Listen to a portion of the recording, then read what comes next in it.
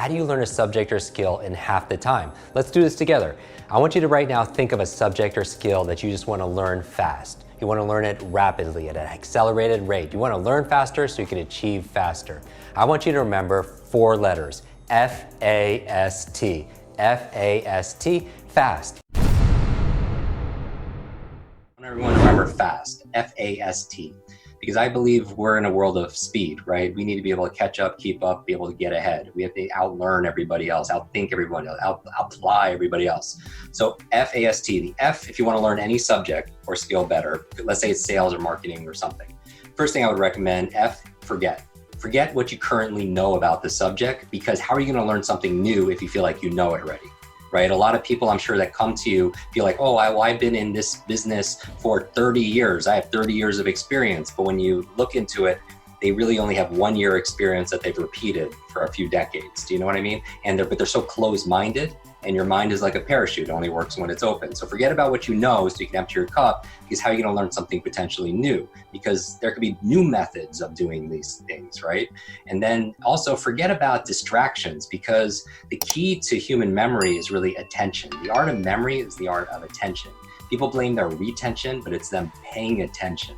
And a lot of people forget things, and what I'm saying is forget about what's distracting you, meaning that if you want to learn something and you're watching this movie with the subtitles, or you're looking at those 5,000 words, right? They're most important. When thoughts come into your mind, don't fight them, because what you resist persists, just like in sales, right? But just write it down. If something comes in your mind about, oh, I got to call this person, just write it down so you can release it, right? Because you cannot multitask.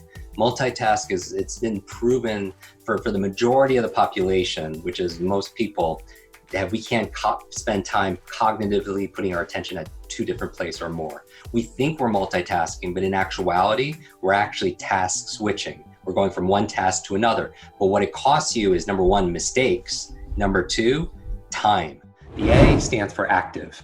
And you talk about this, like just like learning, like life is not a spectator sport. Yes. You need to roll up your sleeves and get involved. The human brain doesn't learn through consumption, it learns through creation, right? And so we don't learn the best just being lectured to, because it's not a spectator sport. So how can we get more involved? How can we ask questions? How can we take notes? Right? And great whole brain note-taking technique. We know that handwriting notes is actually better than digitally taking notes from a learning perspective, comprehension, retention. Yes. Digital is better for storage, is better for sharing, certainly, but handwriting notes, it's just very kinesthetic. Plus, you could type pretty fast, most people, but you can't write as fast as someone could talk. And so it forces you to really filter and say, what's important here, and organize it before you write it down. And I would say a fun way of taking notes, put a line right down the page, and on the left side, capture, and on the right side, create. So this is a very simple whole brain note-taking method I encourage people to do for performance. On the left side, you capture how to remember names, how to read faster, how to take notes, right? On the right side, you don't capture, you create. So on the left side, you're taking notes. On the right side, you're making notes. And so you're writing your impressions of what you're capturing. So what would that be? Things like, how am I going to use this? Questions that you have. Why must you use it? When are you going to use it? How does it relate to what you already know? Because if your right brain is going to be distracting you through your imagination and mind wandering, I'd rather distract on the right side of the page. So that's another way the A is being active. The S in FAST stands for state. What do I mean by state? I mean the current mood of your mind and your body. Because here's the key to a better memory. Information combined with emotion becomes a long-term memory. Information combined with emotion becomes a long-term memory. What do I mean by that?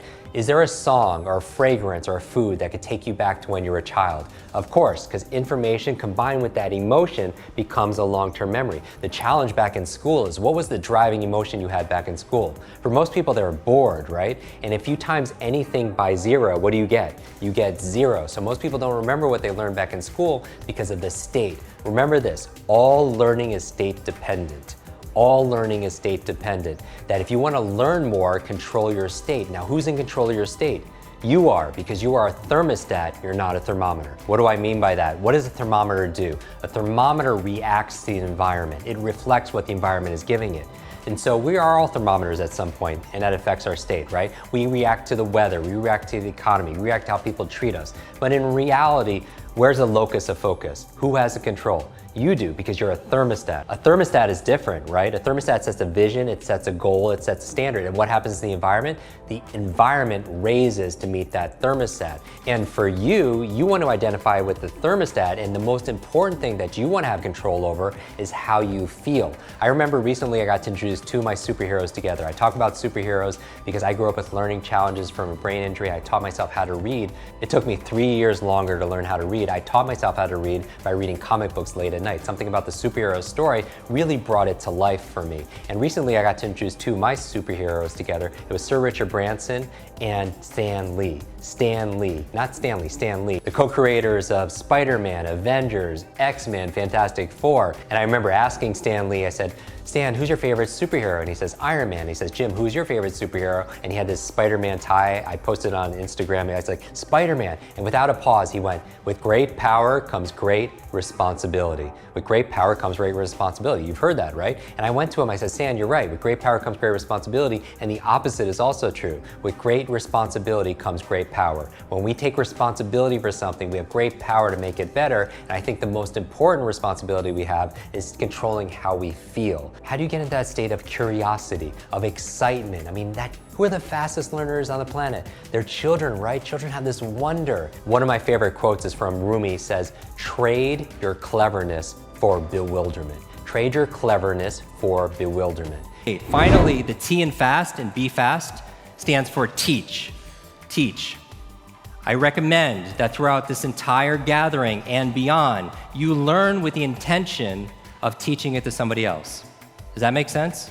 If you had to teach this to somebody when you got back home, your team, your family, your friends, would you learn it differently? Yes or yes? Would your focus be better? Yes or yes? Would you ask better questions? Would you take better notes? Right? So you learn with the intention of teaching to somebody else. All right?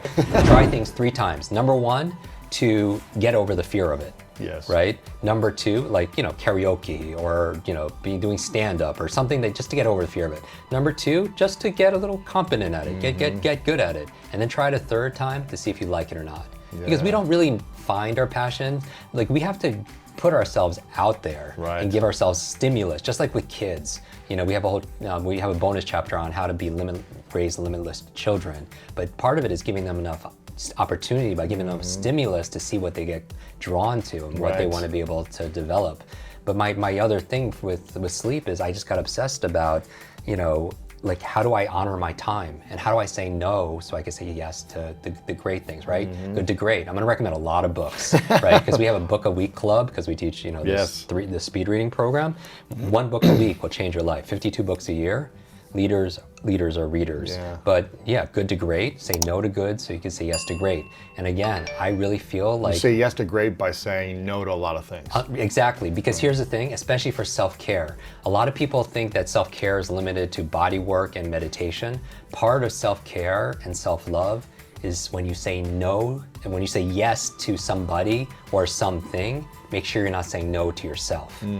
I really want this to sink in for people, that part of self-care is when you say yes to somebody or something that you're not saying no to yourself, right? Part of self-care is putting boundaries and borders on your time, borders and boundaries on your heart, on your emotions and everything, because it's so important. 2, killing ants is good for the brain. And I got this from a brain doctor, Dr. Daniel Amen. And ANT stands for automatic negative thoughts. And you talk a lot about mindset, and it's the words that we use. And so just be conscious of it, because your brain is like a supercomputer and your self-talk is the program it will run.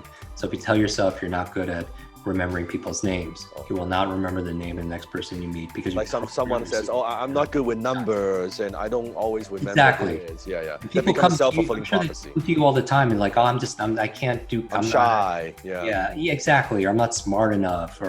And I always say, stop. If you fight for your limitations, you get to keep them. If you fight for your limitations, you get to keep them. So people say, like, I can never be good at copy, or I can never learn to do online.